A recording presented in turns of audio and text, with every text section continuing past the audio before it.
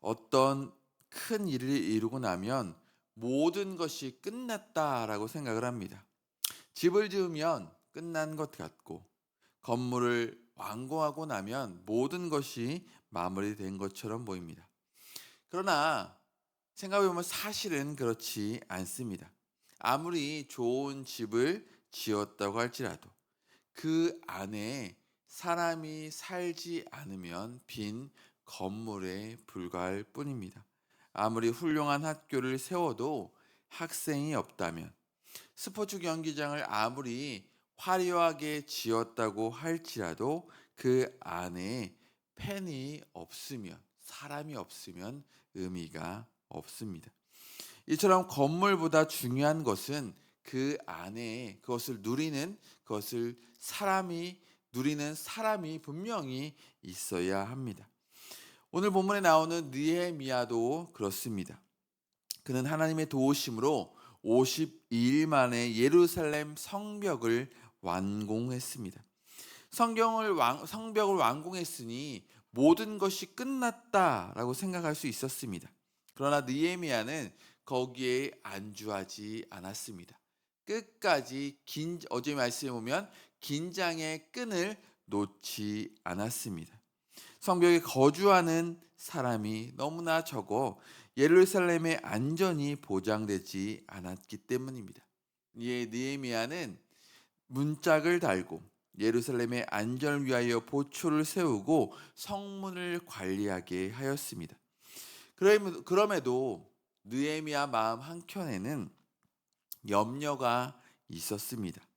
성 안을 지키고 살아갈 백성들이 너무나 적었기 때문입니다.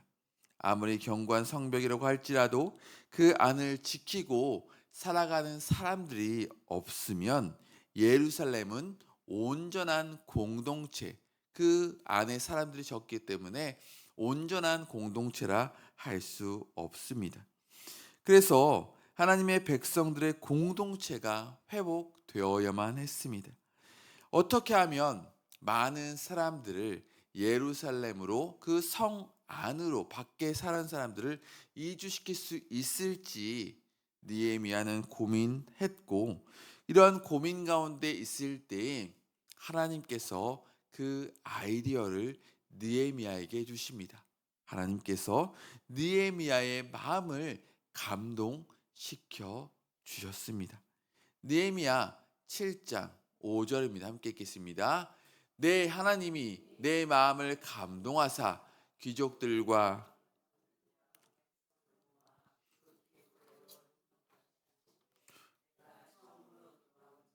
계보를 얻었는데 거기에 기록된 것을 보면 느헤미야는 자신의 생각이나 방법을 앞세우지 않았습니다.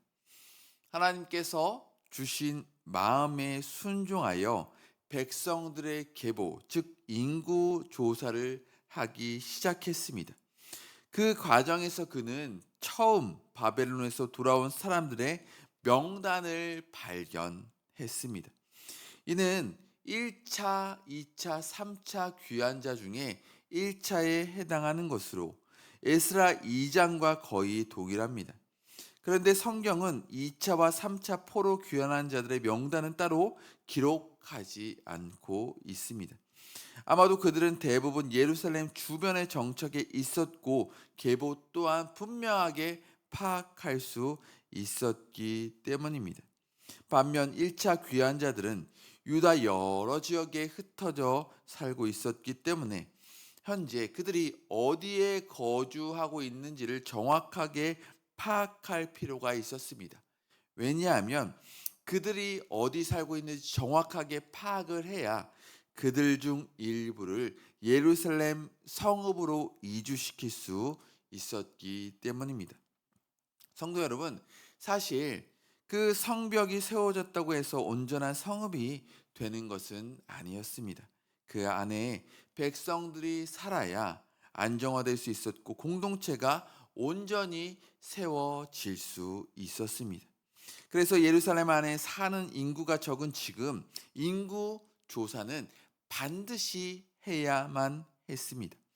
하나님께서는 이 문제를 해결할 지혜를 느헤미야에게 주셨습니다. 느헤미야는 인구조사를 통해 유다 전역에 흩어져 살고 있는 백성들의 현황을 파악했고 그 가운데 일부를 예루살렘으로 이주시키기 위한 기초 토대를 마련할 수 있었습니다. 또한 성벽 없이 그 성벽 밖에 위험하게 살고 있었던 백성들을 성 안으로 이주시켜서 더 안전하게 살 수 있는 길 또한 열리게 되었습니다. 결국 느헤미야가 바랐던 것은 단순히 성벽을 세우는 것이 아니었습니다. 예루살렘이 온전히 회복되어 하나님의 백성들이 다시 예루살렘의 중심으로 살며 하나님을 예배하는 믿음의 공동체가 되기를 간절히 소망하였습니다. 오늘날 우리의 삶도 마찬가지입니다. 우리의 삶의 중심이 내 중심, 자신의 삶, 가정이 되어서는 안 됩니다. 교회 우리는 교회의 중심의 삶을 살아가야 합니다. 그러나 단지 교회만 열심히 출석한다고 해서 교회 중심의 삶을 살아가는 것은 아닙니다. 당시 유다 백성들이 먹고 사는 문제로 예루살렘을 떠나 여러 곳으로 흩어져 살았던 것처럼 우리도 세상의 일과 우리의 안위와 우리의 문제와 우리의 근심으로 인하여 그 신앙의 공동체로부터 우리의 마음과 우리의 생각과 우리가 멀리 떨어져 서서는 안 됩니다.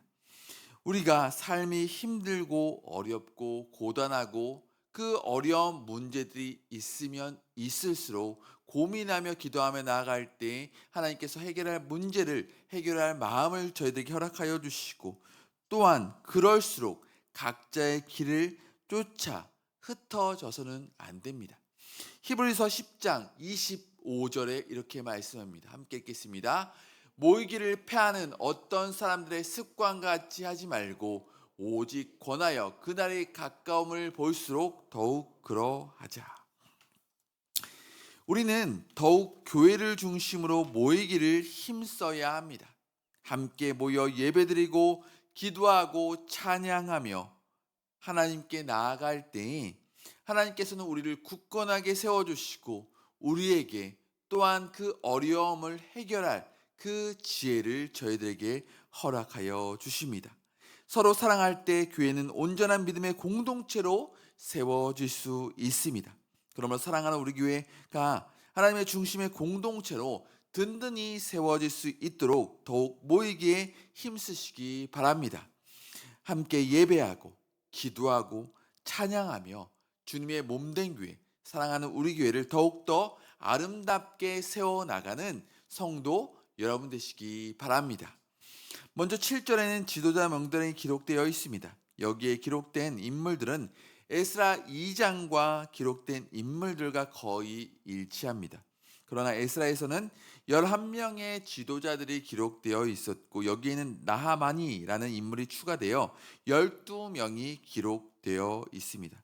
그리고 몇 사람 아샤랴, 라마리아, 미스베렛, 느흠, 철자가 약간 다릅니다. 그리고 느헤미야 7장 8절에서 38절에는 자손별로 그리고 지역별로 분류되어 기록되어 있습니다.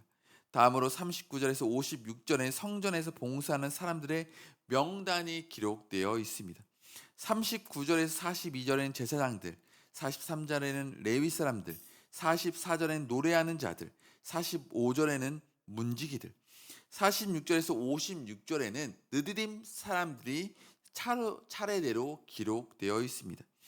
그리고 57절에서 65절에는 솔로몬의 신복들이, 마지막으로 66절에서 69절에는 온 회중의 합계가 하나하나 기록되어 있습니다. 이들은 어떤 사람들일까요? 모두 고국을 사랑했던 사람들입니다. 하나님의 말씀에 순종했던 사람들, 모든 것을 포기하고 바벨론에 있으면 조금 더 편안한 삶, 안락한 삶을 누릴 수 있었지만 그들이 그 70년이라는 생활 동안 살면서 삶의 터전을 가지고 있었던 모든 것을 포기하고 하나님의 말씀에 온전히 순종하고 고국으로 돌아온 사람들이었습니다. 아브라함이 하나님의 부르심을 따라 본토 아비 집을 떠나 애굽 모든 것을 고국으로 내려왔듯이 이스라엘 백성들 또한 황폐해진 고국의 성전을 건축하기 위하여 누리고 있는 것들을 포기하고 하나님의 말씀에 순종하여 발걸음을 내디뎠습니다. 그렇게 하자 하나님께서 그들을 도와주시고 복을 주시고 평강의 길로 인도해 주셨습니다. 그렇기에 우리 앞에 놓인 어려운 길들이 있다고 할지라도 약속의 말씀을 붙들고 세상을 향하여 발걸음을 내디디시기 바랍니다. 그리하여 하나님이 주시는 그 풍성한 은혜를 날마다 누리며 살아가시는 저와 성도 여러분 되시기를 간절히 소망합니다. 마지막으로 느헤미야 7장 73절에 이렇게 말합니다. 함께 읽겠습니다. 이와 같이 제사장들과 레위 사람들과 문지기들과 노래하는 자들과 백성 명령과 느디림 사람들과 온 이스라엘 자손이 다 자기들의 성읍에 거주하였느니라. 여기서 보면 자기들의 성읍에 다 거주하였다고 하였습니다. 느헤미야는 인구체설을 통해 백성들의 현황을 파악했고 그 결과 각 사람들이 자기 성읍에 정착하게 되었습니다. 이것이 바로 느헤미야가 인구 조사를 실시하게 한 중요한 목적 가운데 하나였습니다. 하나님의 중심의 공동체가 될 수 있도록 여러 마을에 흩어져 살았던 예루살렘 주변에 흩어져 살았던 사람들이 이제는 인구 조사를 통해서 각자 하나님의 말씀에 순종하여 예루살렘을 중심으로 하여 하나님의 중심의 공동체로 세워질 수 있었습니다. 오늘날 우리의 삶 또한 마찬가지입니다. 우리는 교회 중심으로 삶을 살아가야 합니다. 먹고 사는 것이 바쁘고 힘들고 고단한 일이 있다고 할지라도 당시 유다 백성들이 그것에 의하여 여러 마을에 흩어져 삶을 살았지만 그러나 우리의 세상의 일과 삶의 문제만 살아서는 안 되고 삶이 힘들고 어렵고 고단할수록 각자의 살 길을 찾아 흩어져서는 안 됩니다. 함께 모여 예배드리고 기도하고 찬양할 때 우리의 믿음이 더욱더 굳건해지고 하나님의 중심의 공동체, 즉 주님의 몸된 사랑하는 우리의 교회가 하나님이 주신 사명을 끝까지 충성스럽게 감당하는 귀한 하나님의 공동체가 될 수 있습니다. 그렇기에 우리 교회가 하나님의 중심의 공동체로 든든히 세워질 수 있도록 더욱더 모이기에 힘쓰시는 저와 성도 여러분 되시기 바랍니다. 그리하여 함께 모여 기도하고 찬양함으로 사랑하는 우리 교회를 하나님의 말씀 가운데 바로 세워나가는 저와 성도 여러분 되시기를 간절히 소망합니다. 기도하겠습니다.